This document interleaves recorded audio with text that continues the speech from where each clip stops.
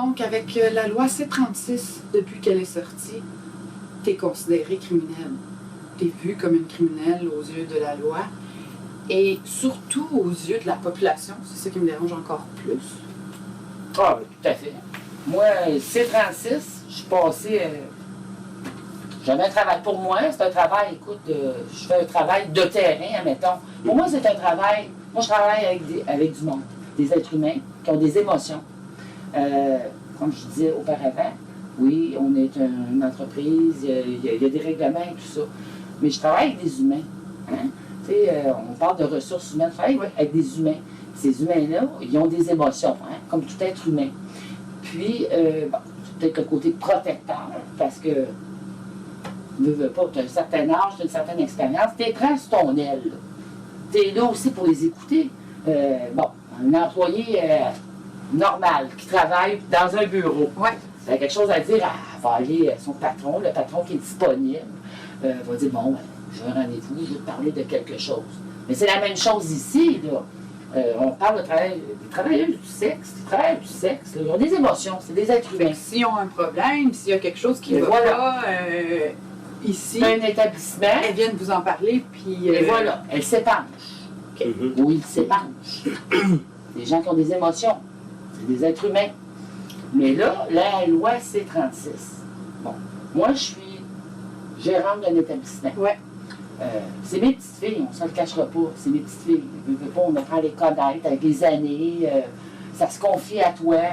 Souvent, c'est aussi des individus, des êtres humains qui n'ont pas eu de chance dans la vie, là, qui n'ont pas eu papa et maman, payer les études, qui ont eu des mauvaises expériences avec un conjoint ou une conjointe. On a des femmes, surtout, on a des enfants, là, on a des bébés, mais c'est des mères aussi. Là. Alors, il faut concilier ça, l'horaire et tout. Il faut être humain. Il faut s'entendre comme.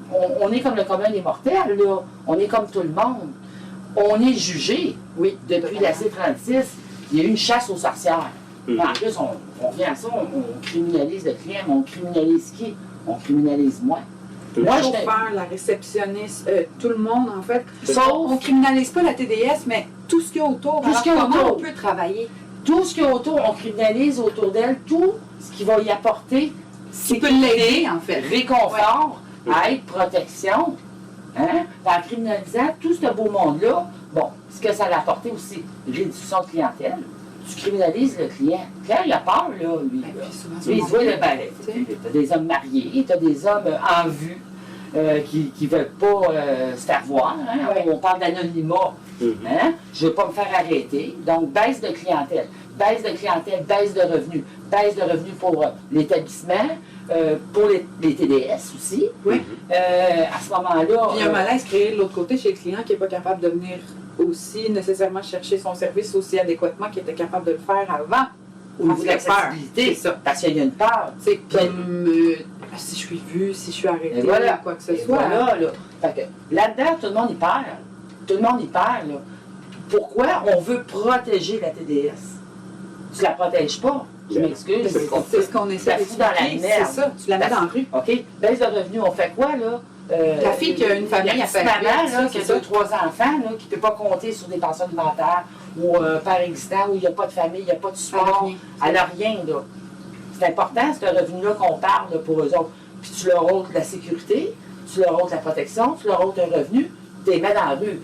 Hein? Pourquoi? Parce que il y a des gens, hein, la bourgeoisie ou les politiciens, on protège la demoiselle. Tu ne la protèges pas, là. Pas du tout. C'est un semblant de protection. C'est vraiment comme... Je parlais d'hypocrisie politique. On la met très, très vulnérable, la personne. Et de fermer ces établissements-là, les besoins vont toujours rester, ils vont toujours exister. Voilà. Hein? Mais moi, ce que je dis, des gens, là, c'est sûr, là, ce qu'ils entendent, on va toujours parler. Allez, les journaux d'association. C'est quoi les journaux qui se vendent le plus? C'est les journaux où on voit des meurtres, des ci, des... Bon, sans sexe. Et voilà. C'est ça qui se vend. Bon. Pour les médias, c'est ça. Écoute, le monsieur, le premier ministre qui veut se faire aider, qui veut des votes, là, ben, il est obligé de composer avec la petite gang de madame, là, hein, les petites madames, là. Oh, les petites filles, on va toutes les sauver, là, les pauvres petites filles sont toutes maganées. Ben voyons donc. Bon, petites madames, il faudrait les inviter, ces petites madames-là, faire un circuit Hein? Passe une semaine, tu sais, des fois, on dit une intégration, là. Hein? Bon, là, vraiment, là, va voir sur le terrain ce qui se passe. Hein? C'est facile de juger. C'est très facile. Puis tu peux pas t'arrêter à ce que tu vois dans les médias ou moi, ce qu'on se dit, là. C'est de se dire, ben, on va régresser. Ah, ben, s'ils disent, c'est parce que c'est vrai. Mais voyons donc, là. Si j'attends d'établissements, là, juste à Montréal, mettons. On parle de 300 établissements. On parle de 300. Massage, Bon, seulement. on va s'entendre que c'est pas tous des bordels, là. Hein? C'est pas tous des Ici, ça n'a vraiment pas l'air là. d'un bordel non plus, là. Pas du tout. Moi, j'ai des demoiselles qui ont quitté, Oui. qui ont été 5-6 ans avec nous. Là. Bon, s'ils avaient été 5-6 ans avec nous, martyrisés, premièrement, ils n'avaient pas fait 5-6 ans, puis qui ont atteint leurs objectifs, qui sont passés à autre chose. Un métier, des une études, carrière. je vais trouver un conjoint, je suis bien avec lui, qui ont trouvé quelque chose. Tu sais, il y a de l'encouragement. Moi, je parle pour moi, puis je suis certaine que je ne suis pas tout seul. Là. Il y a plusieurs autres établissements où on va leur donner le support nécessaire, une écoute, parce que veut pas, c'est un milieu, c'est comme une bulle, on vit comme une bulle fermée, parce que les gens nous voient de l'extérieur, comme qu'on regarderait des poissons d'un aquarium. Là. Oui. Il faut aller visiter l'aquarium pour voir qu'il y a juste des requins. N'oublions pas Il y les a des barreaux. petits menhirs, des requins, mais il y a quand même de très beaux poissons. Il y a toutes sortes de couleurs. Toutes sortes de couleurs. Bon, mais je blâme pas.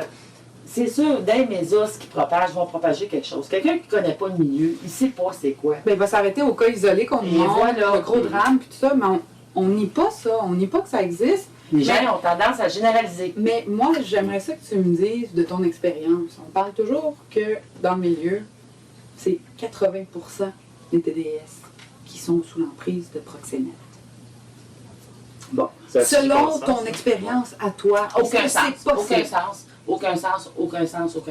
Moi, je te dirais plutôt que 80% des filles qui ont travaillé dans le multiple salon que Oui. moi j'ai connu, Oui.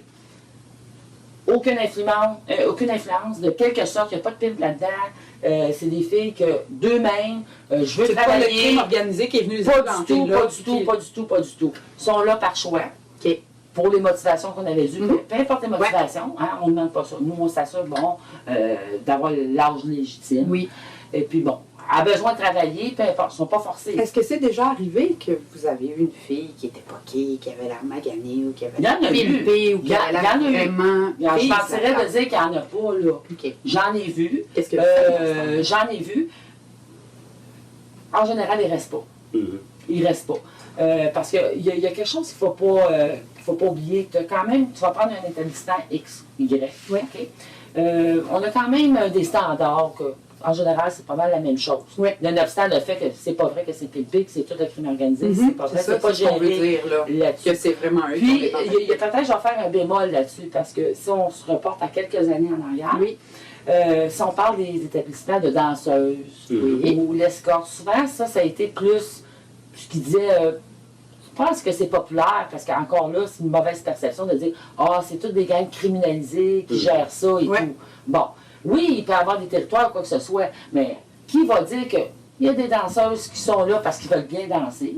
Oui, il y a des règlements, il y a des. Bon, il y en a partout, là, dans toutes les minutes horaires. Ou comme il y a des agences d'escorte, ben oui, c'est géré, c'est contrôlé, mais c'est pas toutes les escortes qui sont pas toutes pimpées. Et moi, je veux m'inscrire d'une agence de placement, je vais faire de l'escorte. Ouais. Bon, c'est moi, de mon propre chef, qui va me déplacer.